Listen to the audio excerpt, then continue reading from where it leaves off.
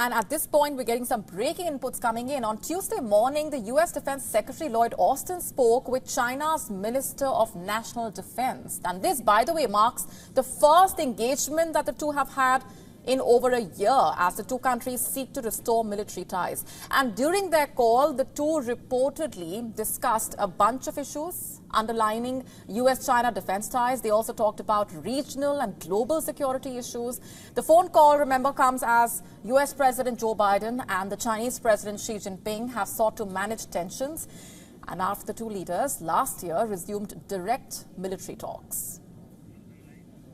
Let's go straight across now to our correspondent Susan Teherani, who has been tracking all those developments, is now joining us live on the broadcast. Susan, what are you picking up on what transpired during that conversation between Lloyd Austin and his Chinese counterpart? Now, this engagement also coming at a time when a lot has been said about the role that China can play in helping avert an all-out war in West Asia.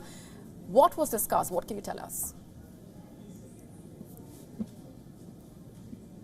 Yeah, while the readout didn't specifically mention the Middle East region or Israel's possible retaliatory attacks against Iran, we do know that the United States has been trying to maintain those channels of communication with China, considering the fact that China is a trading partner of Iran, perhaps the biggest, and continuously buys Iranian oil, despite sanctions imposed against the Islamic Republic. What we're also picking up is that the Chinese foreign minister, before Lloyd Austin and his Chinese counterparts discussion, talked with his Iranian counterpart, Amir Abdullahian, about the next steps. And according to Abdullahian, Iran's operations are over.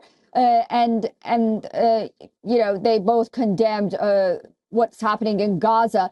But we can really take away that while China is talking to Iran on the one hand, and then these Chinese officials are talking to the United States on the other, perhaps no better country with more influence than China can sort of play as a mediator. We did hear that a Russian President Vladimir Putin also talked to his Iranian counterparts as well. But, you know, Russia is very different in a different situation than China is at this point. I will say there is one caveat regarding China, just very quickly. Some analysts here in the United States believe that China, by stepping aside and not really getting involved in what's happening on the ground in the Middle East, is decreasing its influence in the region by not taking a more stronger stance regarding what's happening. Now, this may be to the benefit of China and its domestic audience, but ultimately the U.S. is evaluating that aspect of it as well. Just some food for thought.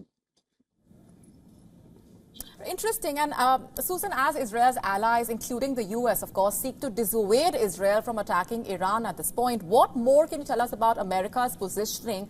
Also, you know, like you mentioned, if China is not able to avert a wider war, then it would speak a lot about its influence. But if the U.S. is not able to actually stop Israel from attacking Iran at this point, it would also speak a lot about America's influence.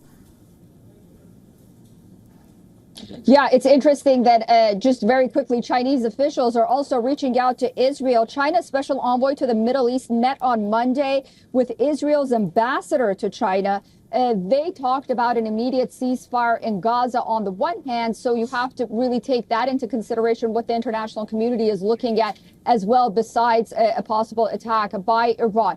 The Pentagon spokesperson was on television today talking to one of the local networks, and time and again she was asked, should Israel attack Iran, would the United States assist Israel in this attack?